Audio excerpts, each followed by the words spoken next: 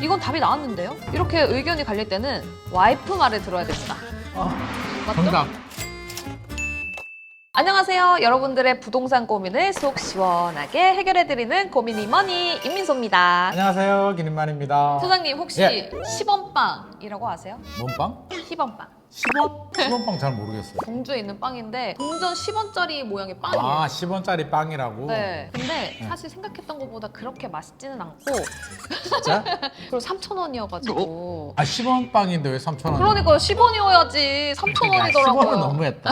근데 이게 좀 요즘에 논란이 있다고 이게? 합니다. 10원짜리 동전 디자인을 사용한 거잖아요. 한국은행이 도안 사용을 변경하라는 요구를 제조업체에다 보냈다고 하더라고요. 그러면 10원 빵이 아니잖아. 저작권료 때문은 아니고 화폐에 있는 디자인을 영리 목적으로 무분별하게 오남용할 경우에 위변조 심리를 조장하고 또 화폐의 품위나 신뢰성이 저하된다라는 이유 때문이라고 합니다. 또 틀린 말은 아닌 것 같기는 맞아요. 한데 빵한테 너무한 거 아니야? 그래서 두 가지 의견이 있다고 합니다. 그래요? 첫 번째가 화폐의 품위를 위해서 제동을 걸어야 된다라는 입장이 있고요. 두 번째 입장으로는 화폐의 창조적 변형과 논리적 변형 같은 문화적인 이용에도 적용해서 굳이 대중의 이 표현적 자유를 제한해야 되나라는 입장도 있다고 합니다. 아직까지 뭐 결정된 바는 없는데 명물로 남을 수 있을지는 나중에 지켜보도록 하고 첫 번째 사연으로 넘어가 보도록 하겠습니다. 네, 첫 번째 사연입니다. 안녕하세요. 현재 12억 원 정도 하는 아파트를 전세를 주고 좀 더 넓은 집에서 전세를 살고 있는 구독자입니다. 자가는 25평 정도라 아이 2명을 키우기에는 다소 좁아서 45평까지 넓은 집으로 전세를 살고 있는데요. 조만간 재계약을 해야 하는 상황인데 남편과 의견이 갈리고 있습니다.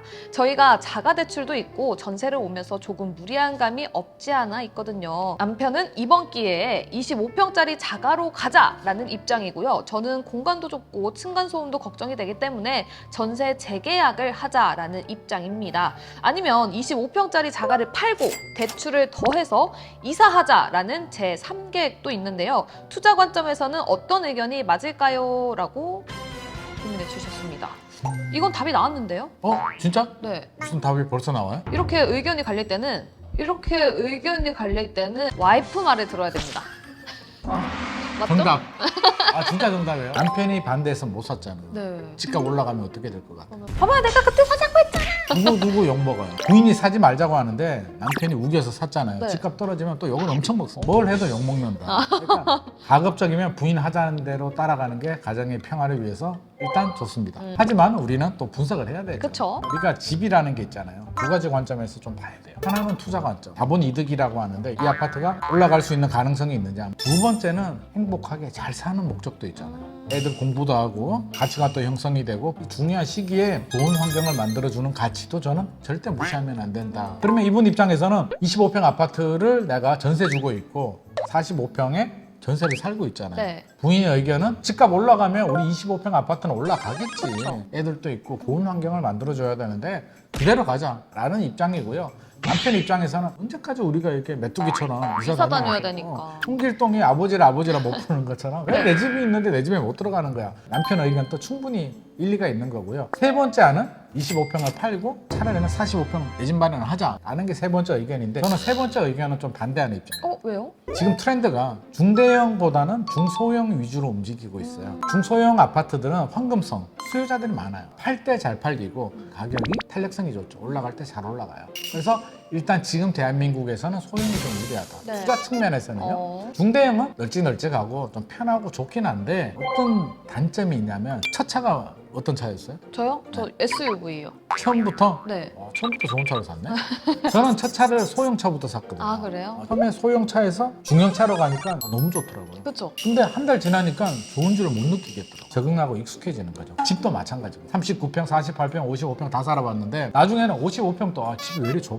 뭐 이런 진짜요? 이런 결과가 나옵니다. 네. 그래서 대출을 받아서 45평에 가면 물론 편하게 사는 건 좋겠지만 지금 또 대출이 많다고 했잖아요. 또 대출을 더 받아야 되잖아요. 집값 떨어져 봐요. 네. 또 어떡할 거야. 자가 전세 해주고 지금처럼 45평 사느냐 25평 들어가느냐인데 네. 총 4인 가족이잖아요. 네. 25평에 화장실도 하나면 엄청 불편하거든요. 화장실 너무 중요해요. 아침에 화장실은 난리 진짜 나요. 난리가 나요. 네. 우리가 앞서서 이야기했듯이 남편이 부인한테 살짝 양보해 주는 게 저는 맞다는 생각이 들어요. 내 집이 하나 있기 때문에 보험 하나 있으니까 전세 살다가 고민이 뭐니 보면서 부동산 시장 분위기가 바닥 찍고 올라가는 그런 바닥의 시그널이 나온다라고 하면 네. 큰 평수로 가든지 하나 더 구입을 하든지 용기 있는 결단을 하면 되고요. 지금 분위기에서는 현재 상태도 저는 괜찮다는 생각이 듭니다. 그러면 바닥 시그널 나오면 고민이머니에서 바로 긴급하게 말씀해 주시죠. 해야죠. 아, 바닥 가까이 왔다라고 하면 우리 고민이머니에서 알려드리도록 하겠습니다. 네, 알겠습니다. 가급적이면 아내분의 말씀을 따르는 게 가장 좋다라고 의견 주셨습니다. 두 번째 사연으로 넘어가 보도록 할게요.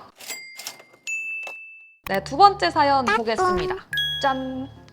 2020년 아버지가 돌아가시면서 건물을 상속받았습니다. 큰 아들인 제가 30년을 모시고 살아서 동생들의 양보로 건물의 지분을 제가 50%, 동생 2명이 각각 25%씩 가지고 있는데요. 문제는 이 건물이 현재 재개발 구역에 있습니다. 최근 추진위를 만들고 총회도 한 것 같은데 제가 궁금한 건요. 재개발이 되면 3명 모두 아파트 입주권을 받을 수 있을까요? 주변 얘기를 들어보면 어디는 지분을 나눠서 둘 다 입주권을 받았다고 하고 또 어디는 상가인데 못 받았다고 하더라고요. 어떤 게 맞는 건가요? 라고 고민 주셨습니다. 지분 쪼개기 뭔지 아세요? 들어봤어요? 지분을 쪼개는 거 아닌가요? 말 그대로? 쪼개는데 어떤 목적이냐면 원래 기준은요 1주택이 원칙이야. 다가구와 다세대는 달라요. 네. 다가구는 주인이 1명, 네. 입주권이 하나 나오고요. 다세대는 10개 호실이 있으면 10개, 주인이 10명이니까 단독주택을 허물고 네. 다세대를 지어요. 입주권이 10개 나오겠죠. 네. 이게 지분 쪼개기고. 당사자 입장에서는 좋죠. 조합이나 사업을 진행하는 입장에서는 불리하죠. 무산이 되거나 추가 분담금이 많이 나오거나 여러 가지 문제가 생기니까 서울시 조례로 규제를 합니다. 2010년 7월 16일 기준으로 네. 정비구역의 수립이 됐느냐 수립이 안 됐느냐를 가지고 따지는데 이전에 수립이 됐다면 2003년 12월 30일 기준으로 이전에 쪼갠 건 인정해 줄게. 근데 2003년 12월 30일 이후에 쪼갠 건 너희들 안 돼. 그래서 2010년 7월 16일 이후에 권리 산정 기준일이라고 있어요. 권리 산정 이거 기준이 굉장히 중요합니다. 뭐예요? 재개발 투자할 때 권리 산정 기준일을 반드시 확인해야 되는데요. 권리 산정 기준일 기준으로 이전에 쪼갠 거는 오케이. 네. 인정해 줄게. 이후에 쪼갠 건 안 돼.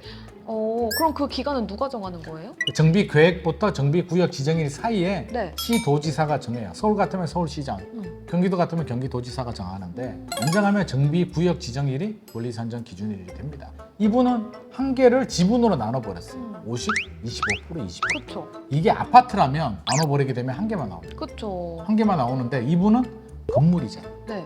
땅이잖아. 건물 밑에는 땅이 있지. 네. 그걸 대지 지분이라고 하는데 땅이 있잖아요. 근데 네. 땅을 90제곱미터 이상, 한 30평 이상 가지고 가면 입주권이 나옵니다. 90제곱미터가 안 될 수도 있잖아요. 그 구역 내에 다른 땅을 조금 더 사는 거예요. 그래서 붙여가지고 90제곱미터를 만들면 돼요. 그거는 권리 산정 기준이라고 상관없는 거예요? 권리산정 기준이라고는 상관없죠. 그래요?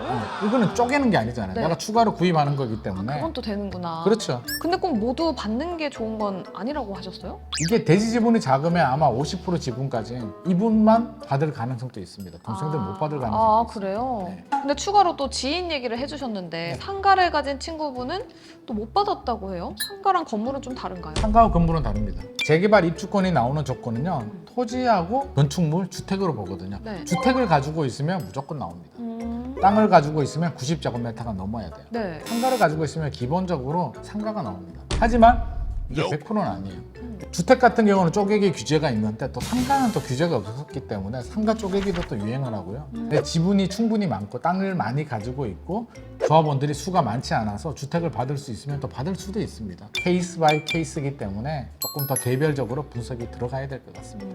네, 알겠습니다. 권리 산정 기준일 그리고 땅도 확인해 보시면서 재개발 전문 부동산에 꼭 방문하셔서 해결하셨으면 좋겠습니다.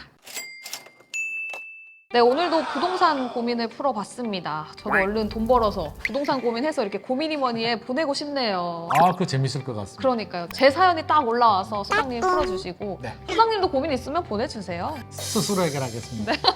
알겠습니다. 그럼 16화 여기서 마무리 지어보도록 하겠습니다. 부동산 고민이 머니.